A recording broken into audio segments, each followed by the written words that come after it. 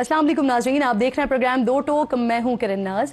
Establishment के खिलाफ सख्त बातें करें, गद्दारी के इल्ज़ाम लगाएं, कानून की हुक्मरानी का नारा लगाएं, सिविल बालादस्ती के लिए आवाज़ उठाएं, पार्लियामेंट को ताकत का मंबा बताएं, लेकिन जैसे ही इस्टेब्लिशमेंट से कोई हाथ बढ़ाए तो दौड़ कर पहुंच जाएं। अपने मतलब की डील मिल जाए तो खामोश हो जाएं, हुकूमत मिल जाए तो फिर एक पेज के गुन गाएं, पूरी कौम को चीख चीख कर बताएं कि इस्टेब्लिशमेंट तो हमारी है, हमें जान से प्यारी है। पाकिस्तान की सियासत की जो कुल कहानी है ना नाज़रीन, वो यही है। सियासी जमातें वक्त के साथ साथ पलटा खाते देर नहीं लगाती हैं, बाहर से कुछ और होती हैं और अंदर से ही कुछ और खेल जमा रही होती हैं।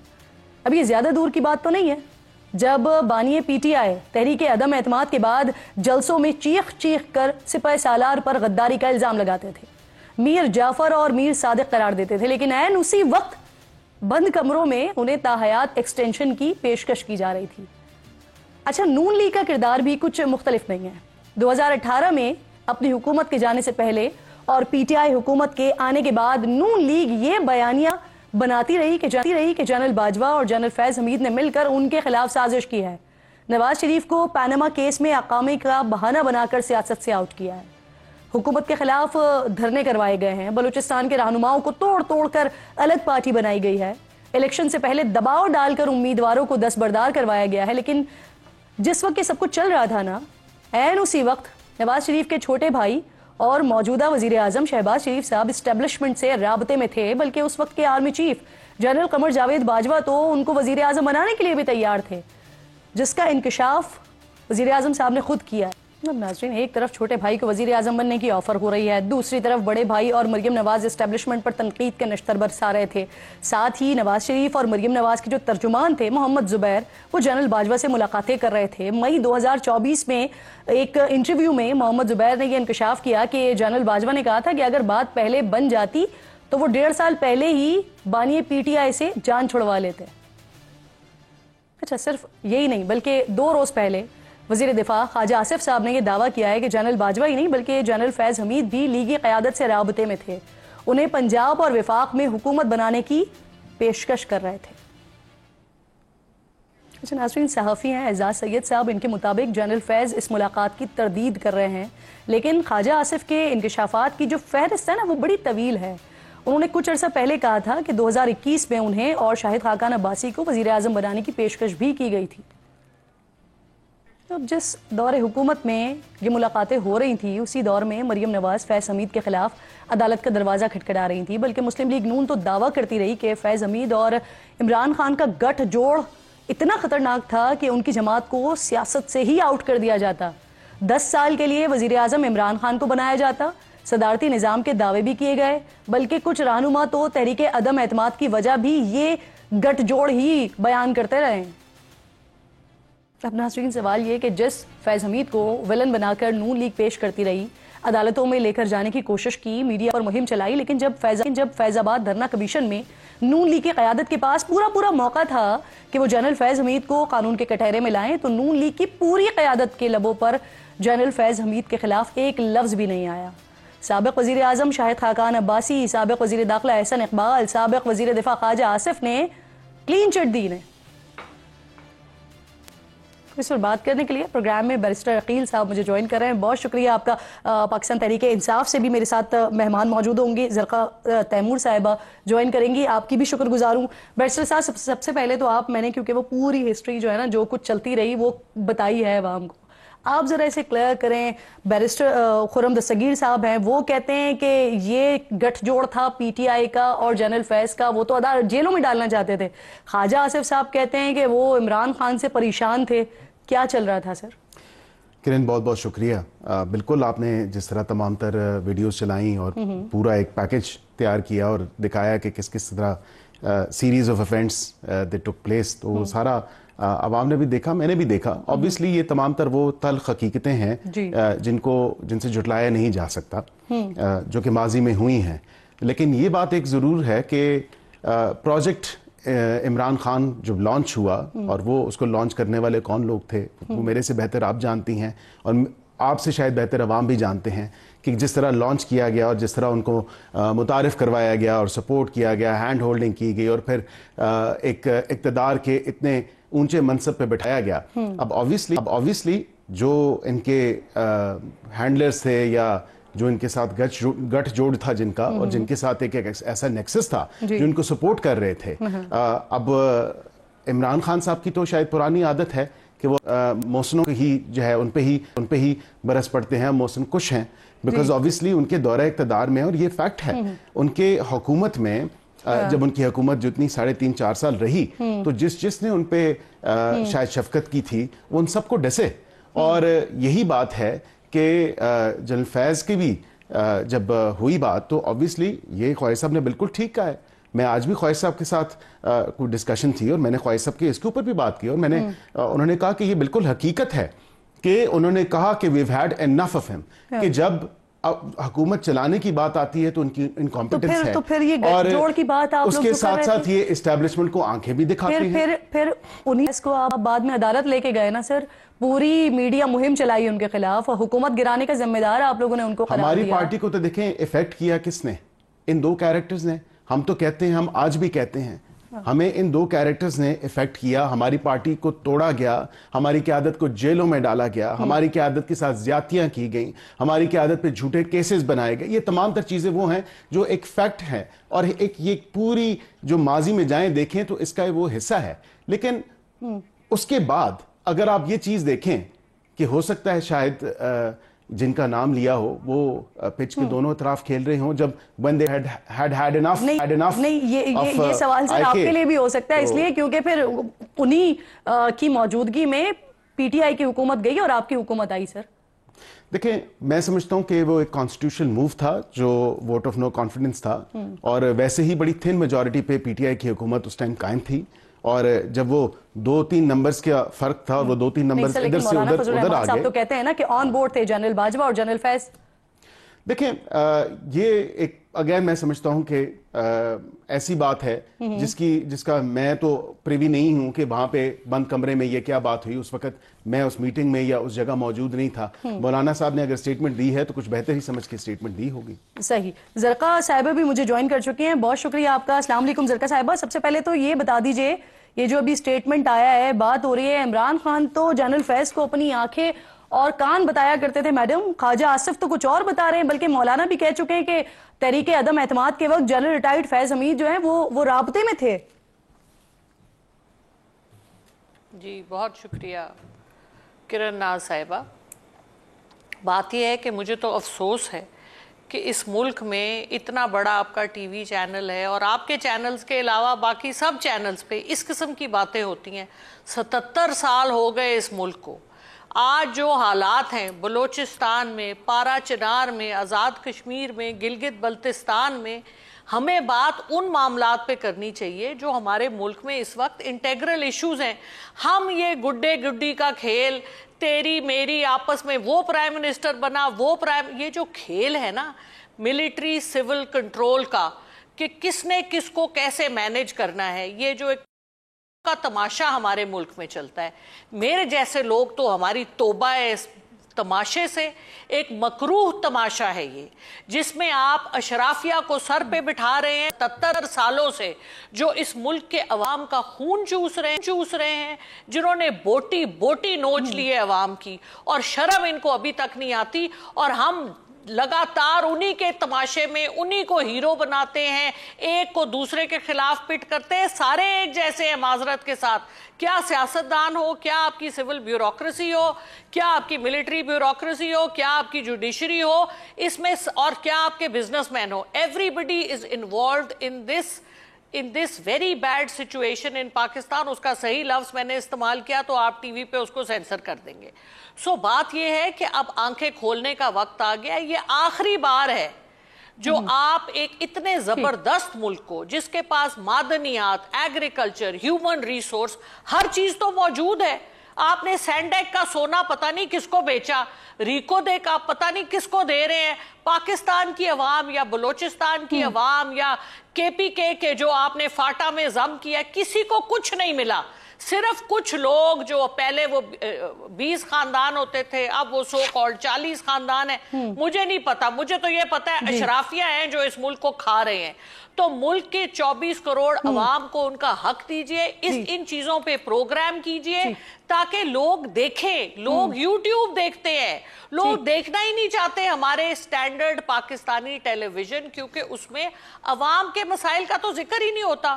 ادھر جی کبھی یہ والا ہیرو، یہ اس پارٹی کا وہ، صاحبہ ہم گلیڈ ٹو ہیئر کہ آپ بھی یہ انڈرسٹینڈ کریں گے اور آپ یہ مان رہی ہیں کہ کنسسٹنسی برقرار رہی، یعنی پچھلے کچھ 3 4 5 سالوں میں بھی اس میں بریک نہیں آیا، یہ جو کچھ ہوتا رہا یہ کنسسٹنسی برقرار رہی ہے. یہ اچھی بات ہے کہ آپ اس کو اگری کر رہی ہیں. لیاقت بلوچ صاحب بھی مجھے جوائن کر چکے ہیں، آپ کی بھی میں شکر گزار ہوں. لیاقت صاحب، سر یہ خواجہ آصف صاحب اہم عہدے پر فائز ہیں، وزیر دفاع ہیں، وہ یہ اسٹیٹمنٹ دے رہے ہیں. ایک طرف پی ایم ایل این کہتی رہی کہ جو بھی کچھ ہوا یا عدم اعتماد کی موو جو لائی گئی وہ اس وجہ سے لائی گئی کیونکہ یہ سارا ایک گٹھ جوڑ ایک نیکسس چل رہا تھا. خواجہ آصف صاحب ایک الگ ڈگر پر کہہ رہے ہیں کہ فیڈ اپ ہو چکے تھے، انہوں نے خود کہا، انہوں نے آفر کی، لیکن انہوں نے کہہ دیا کہ ہم تو غیر مشروط جو بھی کچھ کریں گے وہ غیر مشروط کر رہے ہیں. تو سر 2019 کی وہ بات کر رہے ہیں، اس سارے سینیریو میں جس وقت کی وہ بتا رہے ہیں کہ مجھے آفر ہوئی ہے یا ہماری پارٹی کو آفر ہوئی ہے، تو کیا آپ کو بھی اس طرح کی کوئی آفرز وغیرہ ملی تھی؟ جی بسم اللہ الرحمن الرحیم. بہت شکریہ کرن ناز صاحبہ. آپ جانتی ہیں کہ اس وقت ہم راولپنڈی مری روڈ میں دھرنے میں موجود ہیں.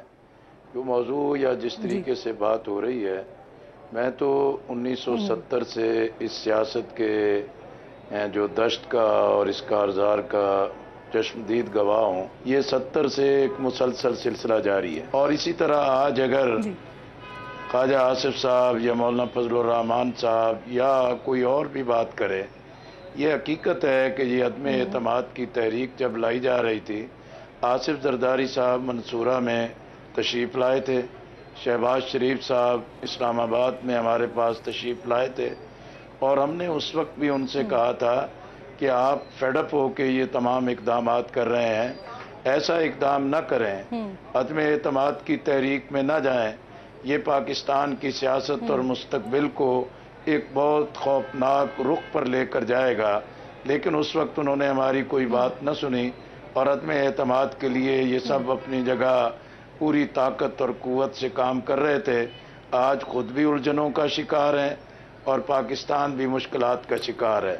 میں ایک سیاسی کارکن کی حیثیت سے سمجھتا ہوں کہ ملک میں جو معاشی بحران ہے، اقتصادی بحران ہے، آئینی اور سیاسی بحران ہے، پارلیمنٹ جو ہے کہ وہ بالکل ایک صفر کی حیثیت اختیار کر گئی ہے. سر مجھے یہ بتائیے گا کہ جس وقت آپ وہ منصورہ کی بات کر رہے ہیں جہاں پر زرداری صاحب آئے تھے ملاقات کے لیے، جی آپ جملہ مکمل کر لیجئے.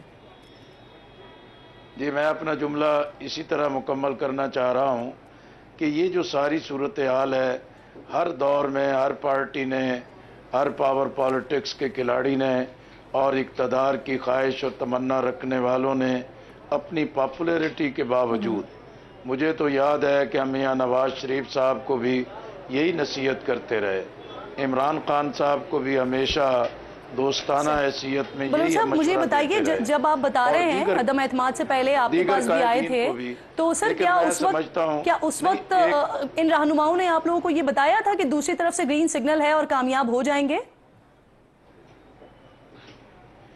دیکھیں یہ ہماری ضرورت نہیں تھی کہ ہم کو سگنل پوچھتے، وہ تو ہمیں اعتماد میں لینے آئے تھے، ہماری حمایت حاصل کرنا چاہتے تھے. ہم نے انکار کیا، جب ہمارا انکار ہو گیا تو پھر اندر کی کہانی ہمیں وہ کیا بتاتے، اس لیے ہم تو اس میں انٹرسٹڈ نہیں تھے.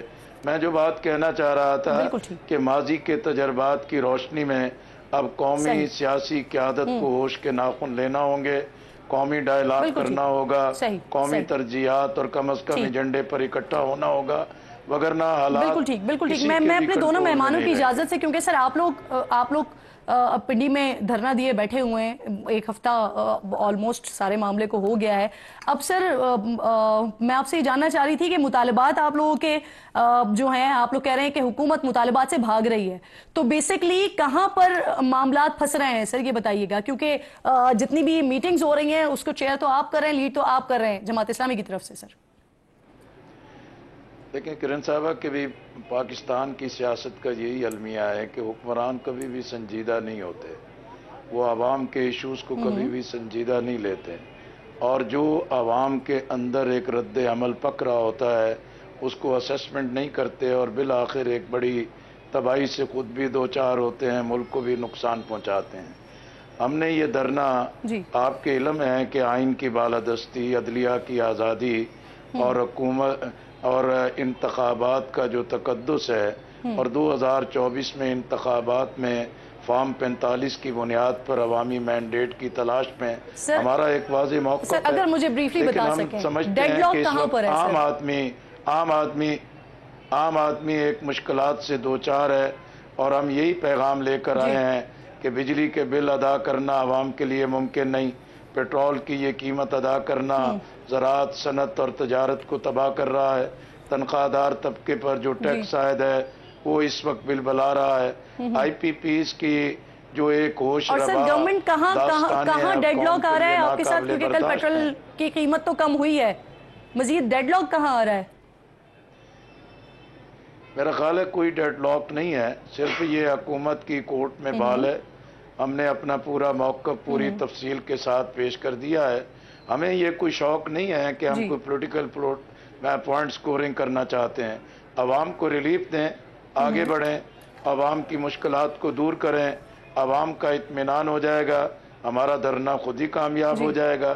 اگر عوام کو مطمئن نہیں کریں گے یہ دھرنا بھی جاری رہے گا، اور عوام کے پاس ایک بڑے پیمانے پر جانے کے سوا ہمارے پاس کوئی راستہ نہیں ہوگا۔ صحیح بیرسٹر صاحب، کہاں پر ڈیڈ لاک کہاں پیدا ہو رہا ہے کہ جس کی وجہ سے معاملات ابھی تک حل نہیں ہو رہے ہیں؟ جے آئی کہہ رہی ہے کہ آپ لوگ مطالبات سے بھاگ رہے ہیں، حکومت بھاگ رہی ہے مطالبات سے۔ یہ بالکل دیکھیں، اب لیاقت بلوچ صاحب نے خود بھی اس بات کو کنفرم کر دیا کہ ڈیڈ لاک نہیں ہے، صرف اس میں تھوڑی سی ٹیکنیکل ایشوز ہیں۔ ایک تو ہماری مذاکراتی ٹیم ہم نے تشکیل دی، اس کے بعد ٹیکنیکل ٹیم بھی تشکیل دے دی۔ آج ہی وزیر اعظم پاکستان شہباز شریف صاحب نے جو ایک ڈیٹ کی ری پروفائلنگ ہے 27 بلین، جس میں کم از کم 15 بلین جو ہے وہ انرجی سیکٹر سے ریلیٹڈ ہے، وہاں پہ اس پہ انہوں نے خط لکھا چائنا کو۔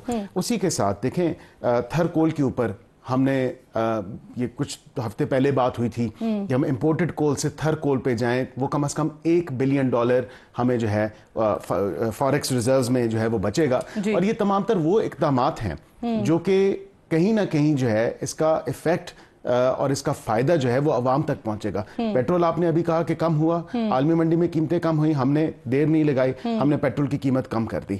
اسی طرح جو انرجی کے اوپر 50 بلین مطلب 50 ارب روپے کا جو ایک اسپیشل فنڈ مختص کیا گیا ہے، ایم این ایس کے فنڈ سے پیسے کاٹ کے جولائی اگست ستمبر کے مہینوں میں جو ہے وزیر اعظم پاکستان نے ہم سب سے اجازت لی اور کہا کہ یہ آپ کے فنڈز ہیں، لیکن عوام کو اس کا فائدہ جانا چاہیے اور ریلیف فراہم۔ ان 3 مہینوں میں بہت زیادہ گرمی بھی ہوتی ہے اور بجلی کے بل بھی بہت زیادہ ہوتے ہیں، تو اس کا ڈائریکٹ فائدہ عوام تک تو میں نے ایک انفارمیشن دی ہے کہ پیٹرولیم مصنوعات کی قیمتیں کم ہوئی نا، لیکن کیا یہ دھرنے کے مطالبات کی وجہ سے کم ہوئی ہے یا یہ پائپ لائن میں تھی؟ نہیں، یہ آلریڈی پائپ لائن میں تھی۔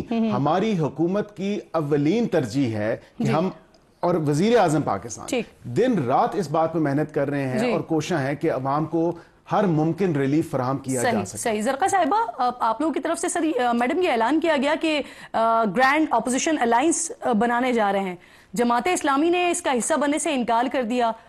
جے یو آئی فے کو دیکھتے ہیں تو یہ ابھی تک آپ کے ساتھ عملاً نہیں ہے، تو پھر اس الائنس میں بچتا کون ہے؟ دیکھیے جی، ہمیں بیسکلی سب سے بڑی پاکستان کی جماعت ہے سیاسی، جس کو سب سے زیادہ ووٹ ملے 8 فروری کو، تو ہمیں کسی الائنس کی ویسے ضرورت نہیں ہے، اور ہم 5 تاریخ کو سوابی میں جلسہ کرنے جا رہے ہیں۔ بات یہ ہے کہ جس قسم کی فسطائیت اس ملک میں اس وقت چل رہی ہے، اس میں حالات میں کیونکہ جدھر ملک جا رہا ہے، میں نے بلوچستان، پارا چنار وغیرہ کا ذکر کیا، ان حالات میں جب تک سارے لوگ کٹھے ہو کے پاکستان کو نہیں چلاتے تو پاکستان آگے چلنے والا نہیں ہے، کیونکہ پاکستان ہے تو ہم سب ہیں، اور پاکستان کسی ایک جماعت یا 2 جماعتوں کا نہیں ہے، سب کا ہے۔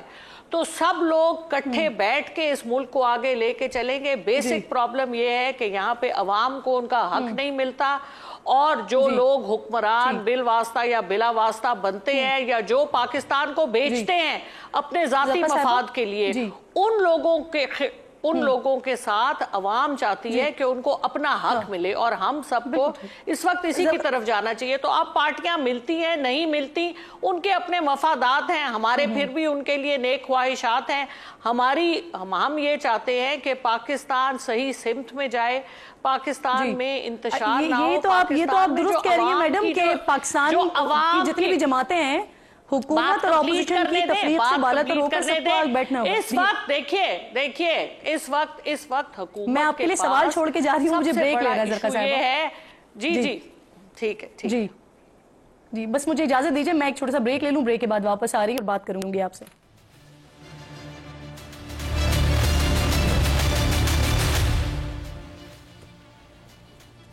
वेलकम बैक वंस अगेन जी। मेरे दोनों मौजूद मेहमान प्रोग्राम में साथ मौजूद है। ज़रका साहिबा, आपके लिए एक तो मैं सवाल छोड़ के गई थी, दूसरा ये ख्वाजा आसिफ साहब कह रहे हैं कि आप लोगों की तरफ से महमूद खान अचकज़ई को नुमाइंदा मुकर्रर किया गया है एस्टेब्लिशमेंट से बात करने के लिए, लेकिन उन्होंने इनकार कर दिया है।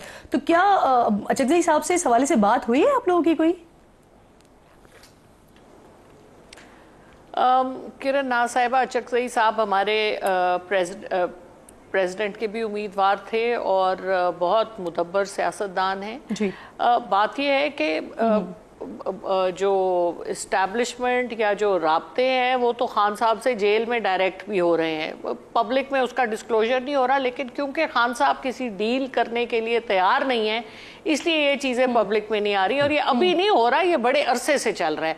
कल हामिद मीर साहब ने भी इसके बारे में और बारहा वो इस पर बात कर चुके हैं। सो बात ये है कि इस वक्त जो अच्छा ये क्लेम सिर्फ आप लोगों की तरफ से आ रहा है ज़रका साहिबा, आप ये कह रही हैं कि जेल में खान साहब से राब्ते हैं।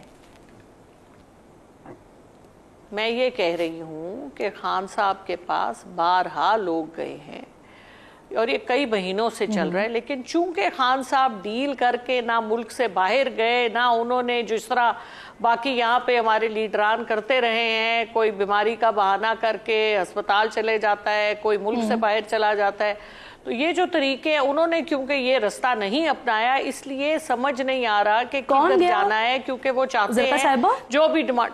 जी मुझे बता के तो कोई नहीं गया, लेकिन देखिए मैं तो आपको वही बातें बता रही हूँ जो मैंने आपके ही चैनल्स पे आपके ही हामिद मीर साहब से सुनी। आप भी उनकी बात सुन ले, वो क्या कह रहे हैं जी। तो बात ये है कि ये सब मैं उन्हीं की बात सुनते हुए ही आपसे सवाल कर रही हूँ। जो बात मैं पहले कर रही थी जी जो बात मैं पहले कर रही थी जी हाँ, जो बात मैं पहले कर रही थी, हम इसको जरा मुकम्मल कर लेना, फिर आप अपनी बात मुकम्मल कर लीजिएगा। मैं इसी वजह से आपसे ये बात पूछ रही हूँ क्योंकि बानिए पीटीआई तो कह रहे हैं कि एस्टेब्लिशमेंट अपना नुमाइंदा मुकर्रर करे क्योंकि वो मुज़ाकरात चाहते हैं। तो अगर ऑलरेडी मुज़ाकरात हो रहे हैं तो फिर वो ये बात क्यों कर रहे हैं? देखिए कोई फॉर्मल गुफ्तगू तो नहीं हो रही ना, फॉर्मल बातचीत तो नहीं हो रही जो कि पब्लिक हो। बात जब होती है जब आप बात को पब्लिक करते हैं, पब्लिक जब नहीं हो रही बात, तो इसलिए खान साहब का ये कहना बिल्कुल दुरुस्त है कि आप एक फॉर्मल पब्लिक ट्रांसपेरेंट बात करें, मुज़ाकरात करें, तो वो तो होने चाहिए। क्योंकि जिस तरह से आपने इमरान खान साहब को जेल में रखा हुआ है 200 जाली केसेस के बाद, जो कि क्योंकि उनमें कोई फेयर ट्रायल जब होता है तो वो ख़त्म हो जाते हैं, और इस वक्त वो उनको बेल के बावजूद जेल में रखा गया है, जो भी और तोशा खाना के एक्स्ट्रा केसेस करके। जो बात मैं पहले कह रही थी वो अगर आप मुझे कंप्लीट करने दें, वो ये है कि शहबाज शरीफ साहब बड़े ऑनरेबल हैं, हमारे प्राइम मिनिस्टर हैं, लेकिन इस वक्त जो गौहर एजाज साहब ने जो उनके ऊपर एलिगेशंस लगाई हैं सलमान शहबाज के हवाले से, चिन्योट पावर प्लांट और कबीर वाला पावर प्लांट के हवाले से, कि उनके बेटे इसके हवाले से अरबों रुपए ले चुके हैं पिछली दिहाई में, तो इस हवाले से शहबाज शरीफ साहब को जाके या तो टेलीविजन पे अवाम को तरदीद करनी चाहिए कि ये बात गलत है, या उनको इस्तीफा देना चाहिए। क्योंकि कोई भी ऑनरेबल आपका इस पे पॉइंट आ गया, प्राइम मिनिस्टर आपका इस पे पॉइंट आ गया, इस तरह की एलिगेशंस हो तो they must go to the public. This is very bad, ये बहुत बुरा तासुर है और इसकी हम मजम्मत करते हैं। बिल्कुल ठीक। अब आप मुझे बताइए कि क्या महमूद खान अचकज़ई साहब ने मुज़ाकरात का हिस्सा बनने से इनकार कर दिया है? इसकी तस्दीक या तरदीद कर सकेंगी आप प्लीज? میں تو کچھ بھی نہیں کہہ سکتی جی، کیونکہ میں نہ تو کور کمیٹی کا حصہ ہوں، نہ میں پولیٹیکل کمیٹی کا حصہ ہوں کہ میں آپ کو ڈائریکٹ صحیح بات بتا سکوں. میں اس وقت لاہور میں بیٹھی ہوں تو مجھے ان چیزوں کے بارے میں کوئی ڈیٹیل نہیں پتا. بالکل ٹھیک، بالکل ٹھیک. بیرسٹر صاحب، آج ایک بڑا احسن اقدام جو ہے وہ حکومت کی طرف سے لیا گیا ہے. لاپتہ افراد کے جو اہل خانہ ہیں ان کے لیے 50 لاکھ روپے فی خاندان کا اعلان کیا گیا ہے. تو یہ اس فیصلے کے پیچھے ایک تو وجوہات بتائیے اور ساتھ ساتھ میکنزم کیا ہوگا اس کا؟ دیکھیں، بڑی خوشائند بات ہے اور I think it's little late. یہ بہت پہلے ہو جانا چاہیے تھا. کئی حکومتیں آئیں، پچھلے 13 سال سے مسنگ پرسن کمیشن جو ہے وہ کام کر رہا ہے. لیکن یہ پی ڈی ایم کی حکومت میں اس پہ کام شروع ہوا. آبویسلی جو ایک کہہ لیں فاسٹ ٹریک پہ یا بہتر طریقے سے جو کام شروع ہوا وہ اس کو ریوائیو کرنا، تو وہ آبویسلی اس ٹائم پہ شروع ہوا. لیکن یہ ایک اچھا احسن اقدام ہے کہ کئی لوگ جو جن کی پیارے مسنگ ہیں یا جن کے لوگ جو ہیں وہ ابھی تک بازیاب نہیں ہو سکے یا ان کا کوئی اتا پتہ نہیں چل سکا، ان کی فیملی، اگر وہ ایک سنگل سول بریڈ ونر تھا اپنی فیملی کا اور وہی کمانے والا تھا یا کمانے والی تھی، تو آبویسلی ان کے لیے ایک فائنینشیل اسسٹنس پروگرام شروع کیا ہے. میں سمجھتا ہوں کہ یہ بڑی اچھی بات ہے. اس کی وجہ یہی تھی کہ اگر ان کی فیملیز میں کوئی کمانے والا اگر نہیں رہا تو باقی لوگ سفر کر رہے ہیں، تو کم از کم ان کو کسی نہ کسی طرح حکومتی لیول پہ فائنینشیل اسسٹنس دی جائے، جو کہ بڑی اچھی بات ہے اور اس کو اپریشیٹ بھی کرنا چاہیے.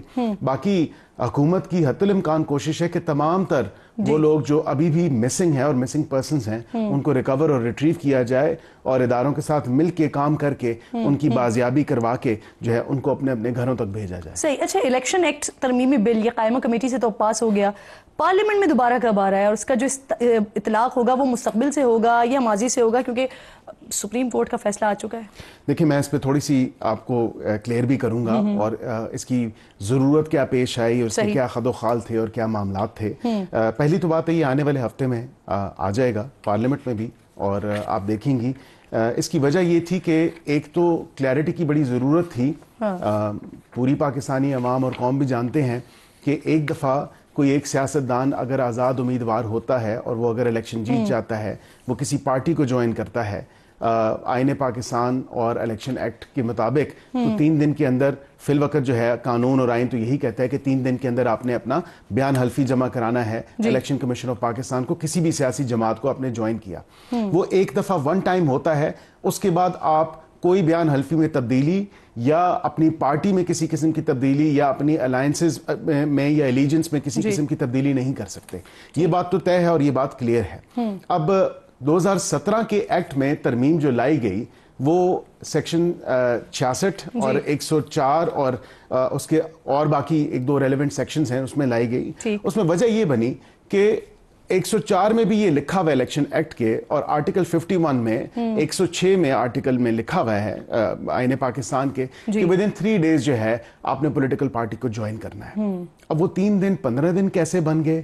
یہ پارلیمان کی سمجھ سے باہر ہے کہ قانون سازی کرنا تو جو ایکسکلوزیو ڈومین ہے وہ پارلیمنٹیرینز کا ہے، وہ پارلیمان کا ہے کہ پارلیمان ہی قانون سازی کر سکتے ہیں. اگر قانون کی تشریح کی جائے اور اگر قانون کی غلط تشریح کر دی جائے فار ون ریزن اور another، کیونکہ عزت مآب سپریم کورٹ کے ججز بھی at the end of the day وہ ہیومن بینگز ہیں، شاید ان کی بھی جو ہے میں سمجھتا ہوں کہ اپلیکیبلٹی اگر یا انٹرپریٹیشن غلط کر دی ہے آئین اور قانون کی، تو ایکسکلوزیو جو سپریم ہے وہ پارلیمان ہے.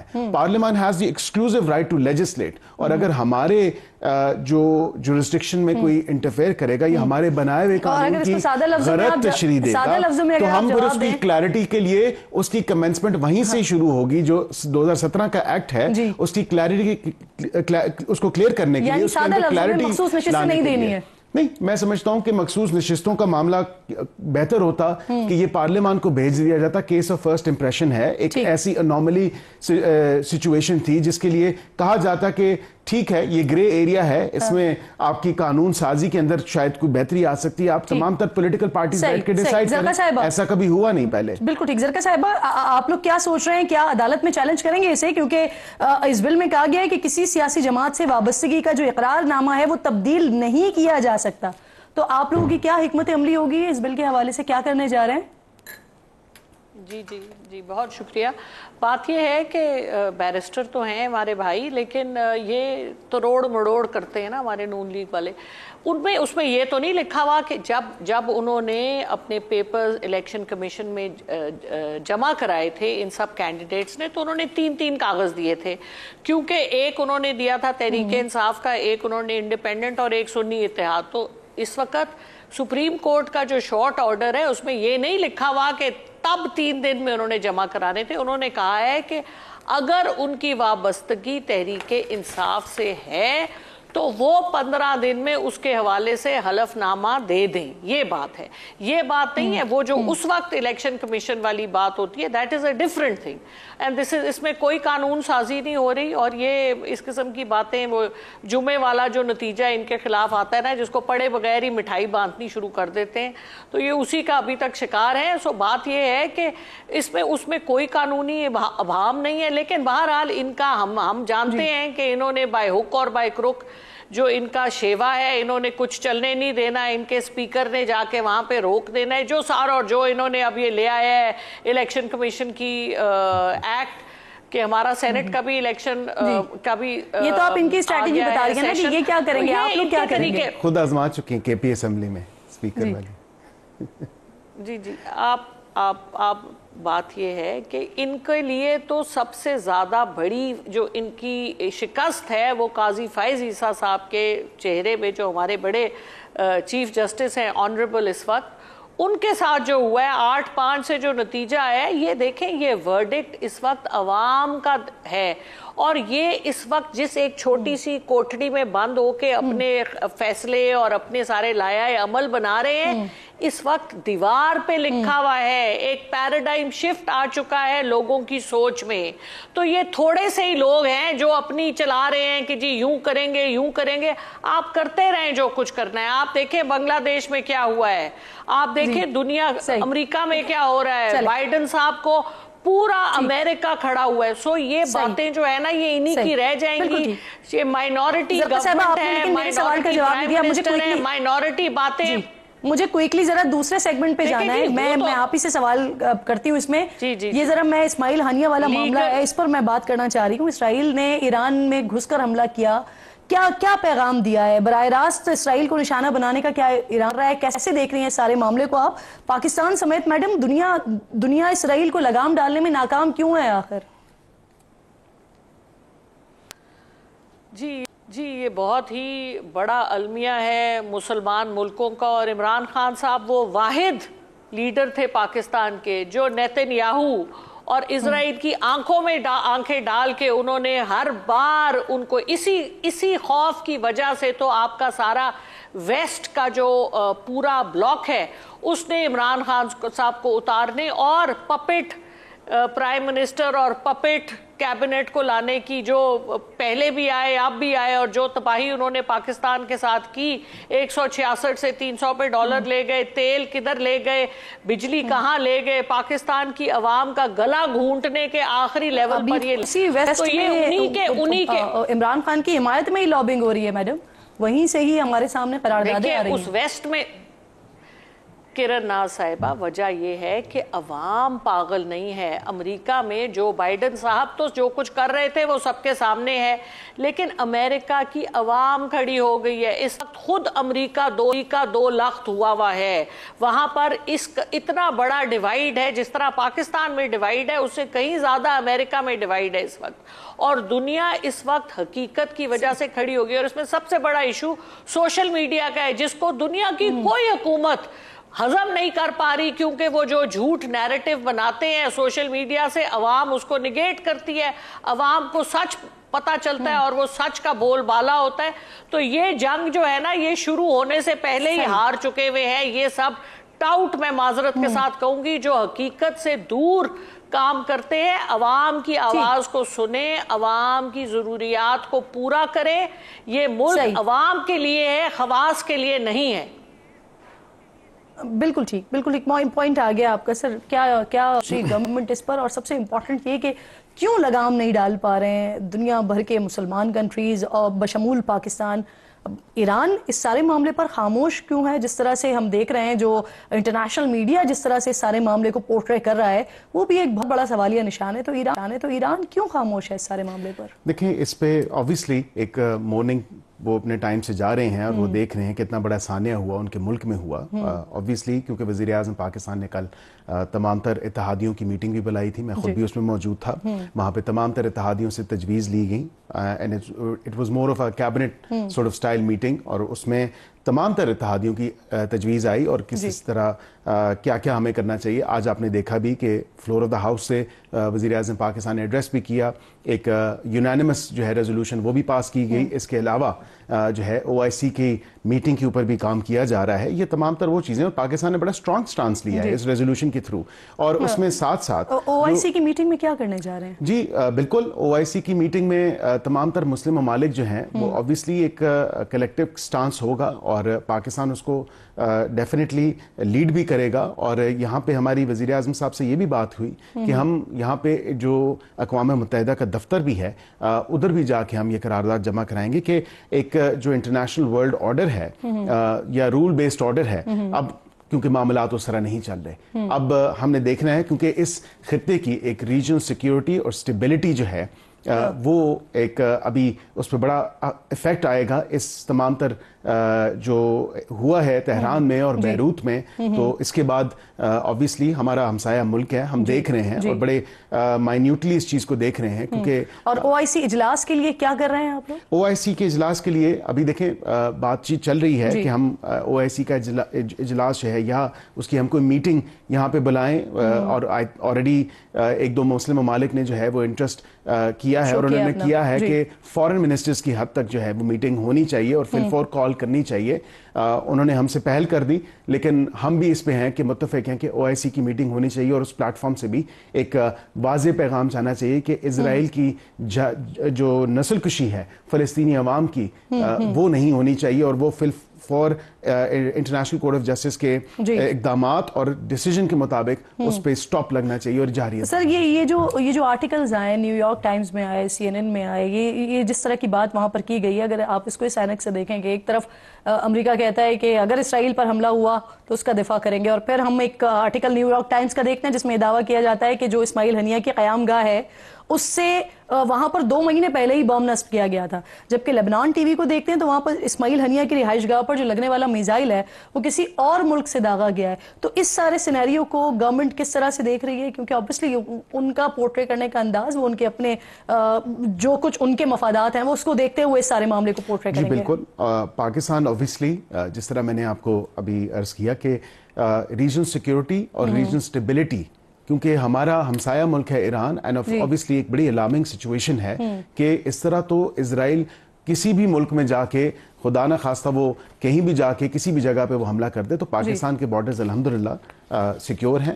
افواج پاکستان اور پاکستان کے جتنے بھی دفاعی ادارے ہیں وہ پاکستان کی حفاظت میں دن رات کوشاں ہیں اور اس کو انشور کر رہے ہیں کہ پاکستان کے بارڈرز اندر سے اور باہر سے دونوں طرف سے وہ سیکیور ہوں اور چاروں اطراف سے سیکیور ہوں, تاکہ ایسی واقعہ جو ایران میں ہوا ہے وہ کبھی بھی پاکستان میں نہ ہو اور نہیں ہوگا. صحیح. زرقا صاحبہ, آپ کیسے دیکھ رہے ہیں اس معاملے کو کہ ایک طرف امریکہ کی طرف سے ایک بار پھر کہا جاتا ہے, دفاع کی بات کی جاتی ہے اسرائیل کے, پھر اس کے بعد ہم وہاں سے جو آرٹیکلز آ رہے ہوتے ہیں اس کو دیکھ رہے ہوتے ہیں, obviously وہ اپنے حساب سے اور اپنے اینک سے دیکھ رہے ہوتے ہیں.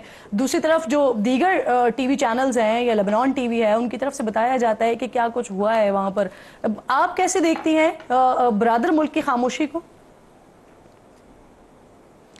دیکھیے جی, اس وقت ایران ہمارا بھائی ہے اور ایران اس وقت ایک بڑی مشکل سچویشن میں ہے, کیونکہ ان کے ساتھ ان کے پریزیڈنٹ کی حلف برداری تھی جس پہ اسماعیل ہانیہ صاحب آئے ہوئے تھے, اور جہاں ان کے ساتھ یہ سانحہ پیش آیا. اور اسماعیل ہانیہ حماس کے لیڈر تھے, وہ حماس جس کو ایران بہت عرصے سے سپورٹ کر رہا ہے, اور اسی کی بیسس کے اوپر یہ سب کچھ چل رہا تھا. اور آپ کو پتہ ہے کہ ایران نے سینکشنز کے باوجود جس طرح سے امت مسلمہ کا وہ رکن ہے ایران جس نے اسلام کے لیے, فلسطین کے لیے بہت زبردست رول ادا کیا, اور میرا خیال ہے میں ایک پاکستانی اور ایک مسلمان ہونے کے ناطے ایران کی یہ کنٹریبیوشن اس کو جتنا سراہوں کم ہے. تو اس وقت دنیا ایک بہت خطرناک موڑ پہ ہے. اسرائیل اپنی ہلا شیری میں امریکہ کے اوپر چڑھ کے جس طرح سے وہ پوری دنیا کو ایک غنڈے کی طرح ٹریٹ کر رہی ہیں اور فلسطینیوں کے ساتھ جو وہ ظلم کر رہے ہیں, تو اس وقت تو آپ ایک عالمی جنگ آپ چھڑ چکی ہوئی ہے. اس وقت آپ کو وہ لگ نہیں رہا, لیکن اس وقت ہم ایک حالت جنگ میں ہیں یہ دنیا, اور اس میں مختلف تھیئٹرز بنے ہوئے ہیں. یوکرین کا ایک تھیئٹر ہے, فلسطین کا ایک تھیئٹر ہے, اب آپ کو کہیں لبنان, کہیں یہ ایران میں جو ہوا ہے, یہ بھی جنگ ہی ہے نا, اور کیا ہے یہ. اور اس میں کچھ بہت سا انتشار پاکستان میں بھی ہے اور بہت سی.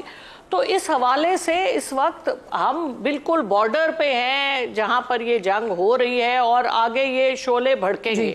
اگلے مہینے میں ہم بالکل بھی کسی طرح سے بھی سٹیبل یہ دنیا نہیں ہونے جا رہی, اور یہ صرف وہی جو ہمارے دنیا کے اس وقت لیڈر ہیں وہ کہتے ہیں نا power corrupts and absolute power corrupts absolutely, تو وہ یہ جو طاقت کا نشہ ہے جو لوگ دنیا کنٹرول کریں, جس میں جوئش لابی اور زائنسٹس کا بہت بڑا ہاتھ ہے, تو یہ دنیا کو تباہی کی طرف لے کے جا رہے ہیں. اور ہم دعائی کر سکتے ہیں, اور پاکستان کی تو دیکھیں حکومت کا کام ہے, عوام تو فلسطین کے ساتھ کھڑی ہے. اب آیا پاکستان کی حکومت اس ساری دیکھیں, ہم پھر بھی فلسطین ایران کے ساتھ کھڑے ہوں گے ہر حالت میں. آپ کو میں یہ بھی بتا دوں کہ جن کے آگے جا کے ہاتھ جوڑتے ہیں ہمارے حکمران, وہ پھر بھی ان کے اوپر یہ جو الزامات ہیں میڈم, یہ جو الزامات ہیں یہ پاکستانی ریاست کے خلاف ہیں, جس کی آج تک کسی قسم کی کوئی تصدیق نہیں ہوئی ہے.